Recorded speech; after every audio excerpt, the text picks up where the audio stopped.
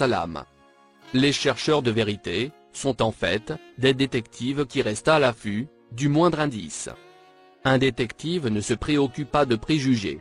Pour lui, il n'y a que la vérité qui importe, et rien que la vérité. Mais la vérité est-elle toujours la bienvenue pour tout le monde? Non. Bien sûr que non. Dans bien des cas, les gens ne désirent pas entendre la vérité. De peur d'être obligés de changer leur point de vue sur certaines choses, auxquelles ils tiennent comme sacrées.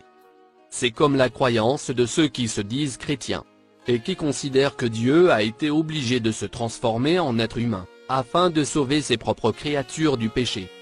Comme si Dieu n'a pas la capacité de pardonner, et d'effacer tout simplement les péchés des gens. D'après certains chrétiens, Dieu s'est transformé en un faible être humain, qui mange, boit, dort, va aux toilettes, pleure, prie, ensuite se fait humilier, crucifié sur une croix par ses propres créatures. Incroyable. C'est incroyable, comment on arrive à faire avaler aux gens de telles absurdités. Et dire qu'il y en a qui croient à cette manipulation des plus sataniques. Ces chrétiens qui prennent Jésus, paix sur lui, pour Dieu, ne voudront pas accepter le fait évident qu'ils ont été trompés depuis toujours. Ces gens n'aimeraient pas remettre en question leurs croyances. Et cela, pour plusieurs raisons pour certains. Pour certains, il n'est pas possible qu'on puisse les tromper de la sorte. Ce n'est pas possible. Alors, ils n'essayeront même pas de creuser la question. Ce qu'ils feront, c'est balayer cette question d'un revers de main, et ne plus y penser.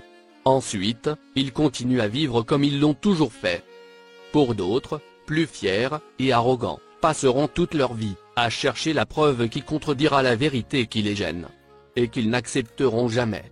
Surtout si cette vérité provient de gens qu'ils ont toujours considérés comme insignifiants. Ou qui n'ont aucun mérite d'être écoutés.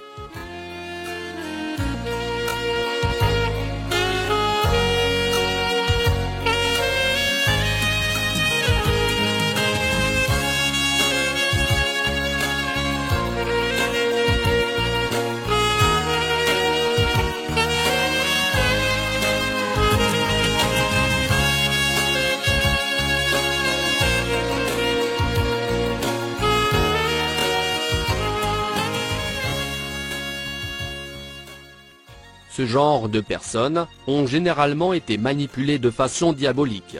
Depuis leur plus tendre enfance. Ce sont les plus difficiles à remettre sur le chemin de la vérité.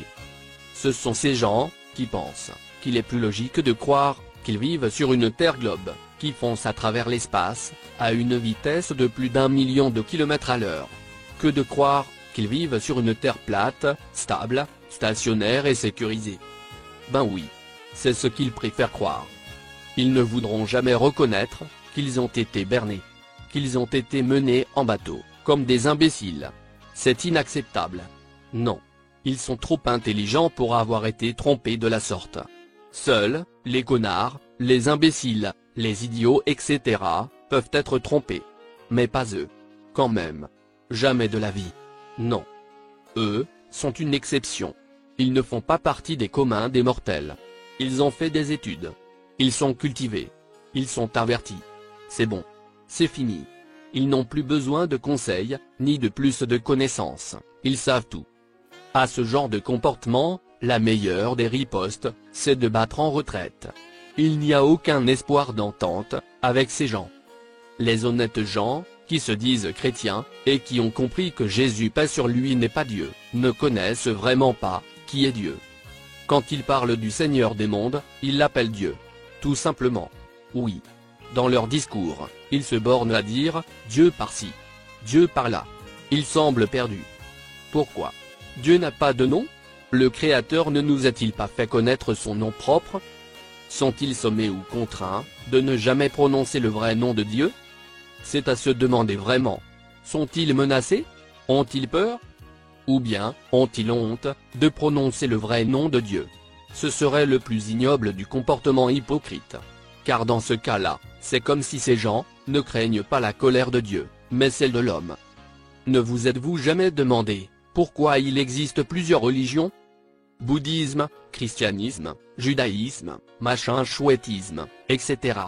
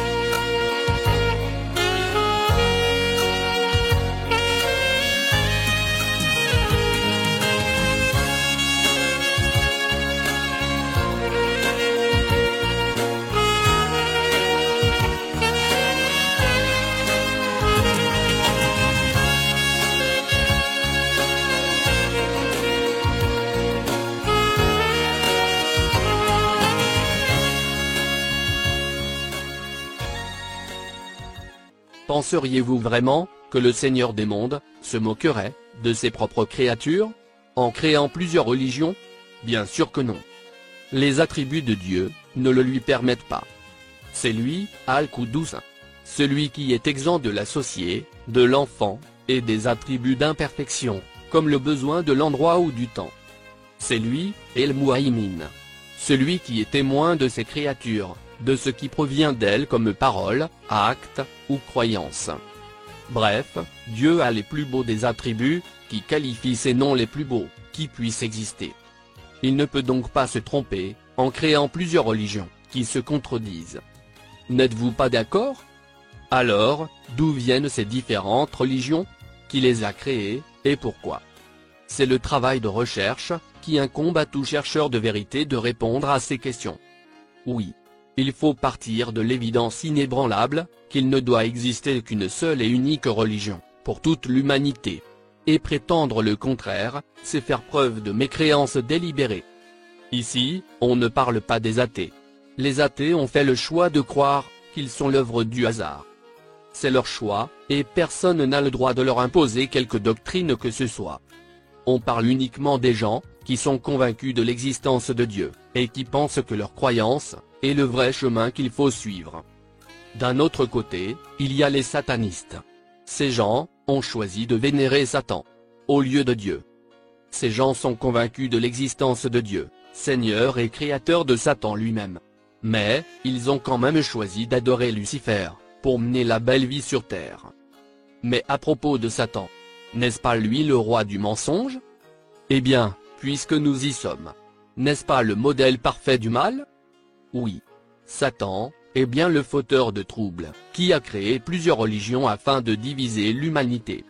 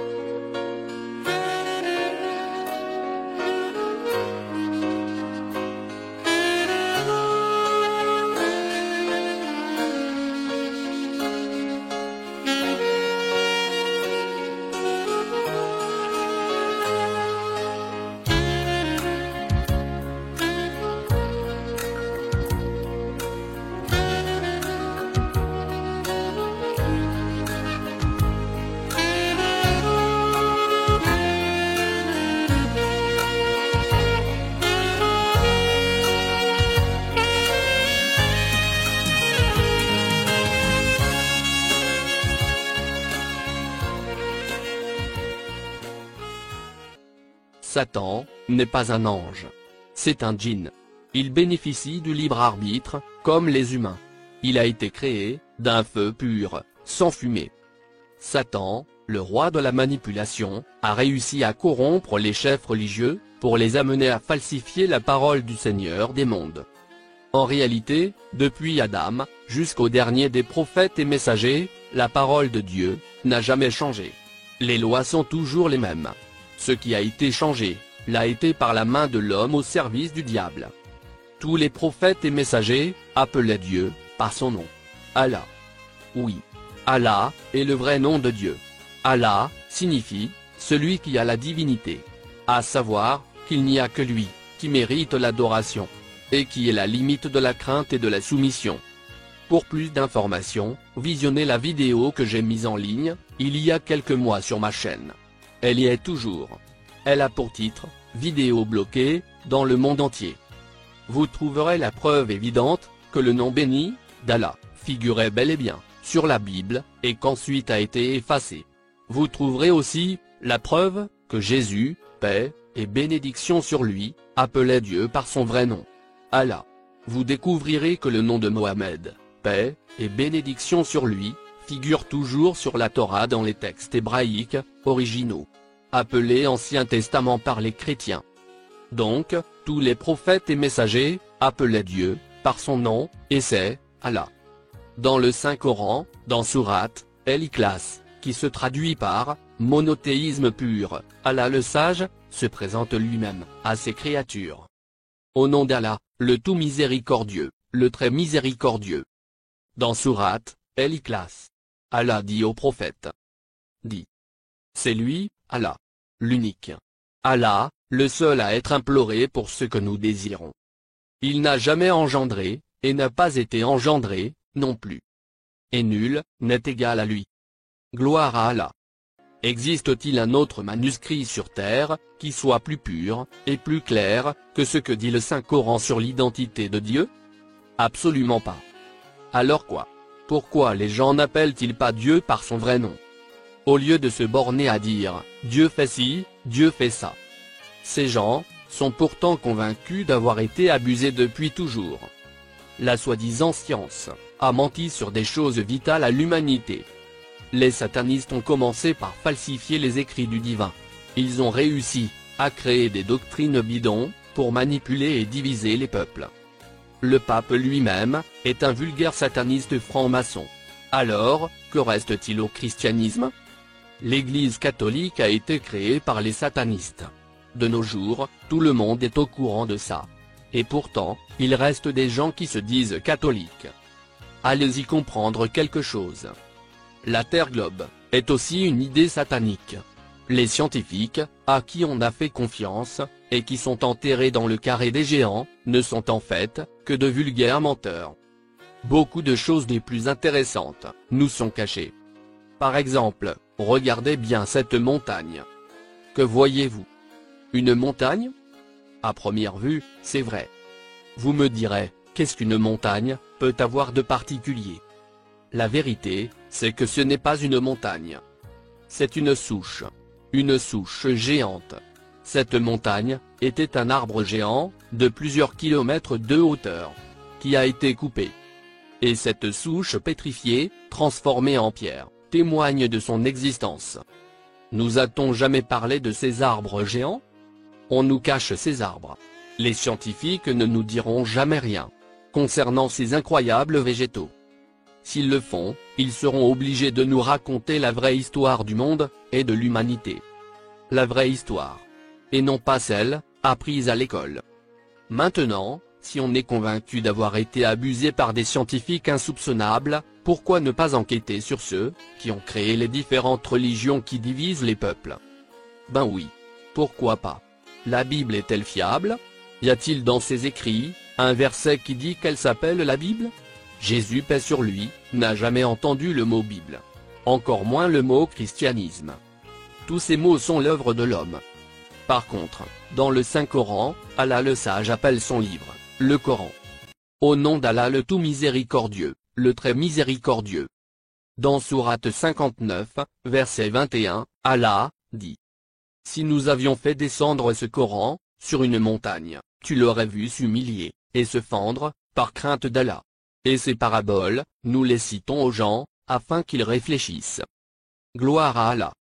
Dans ce verset, Allah le sage cite bien le nom de son livre sacré. Il l'appelle le Coran. Coran se traduit par récitation ou lecture. Islam se traduit par soumission. Musulman ou musulman se traduit par soumis. Salat se traduit par pratique de la prière.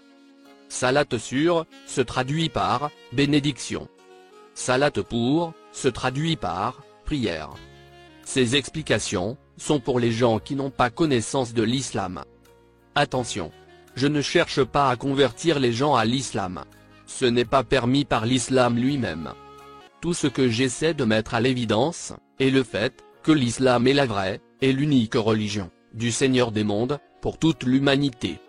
Il n'existe ni subsiste aucun doute là-dessus. Les gens peuvent ne pas croire. Ils sont libres de ne pas croire. Ils ont été créés, avec le libre arbitre. Il est donc, de mon devoir de faire passer le message, et c'est tout. L'islam est la bête noire des satanistes. Ils ne réussiront jamais à l'éradiquer. L'islam ne sera jamais vaincu. Parce que c'est la vraie religion d'Allah le sage. L'islam existera jusqu'à la fin de ce monde. Pour conclure cette analyse, on pourrait dire que le sujet de la Terre plate arrive au bon moment. Tous les mensonges des satanistes francs-maçons sont mis à jour. Quelqu'un a dit un jour: les secrets cachés à l'humanité depuis des millénaires, et les plus grands mensonges, seront divulgués à l'approche de la fin du monde. Et si on prend en considération les événements des signes mineurs, qui ont déjà eu lieu, on ne peut que conclure qu'il ne reste pas beaucoup de temps à l'humanité de ce monde. Tout s'enchaîne dans une logique stupéfiante. Le but de cette analyse n'est pas de faire peur, mais d'informer les gens, afin qu'ils se préparent à vivre des événements jamais vécus. Merci de votre attention. Salam.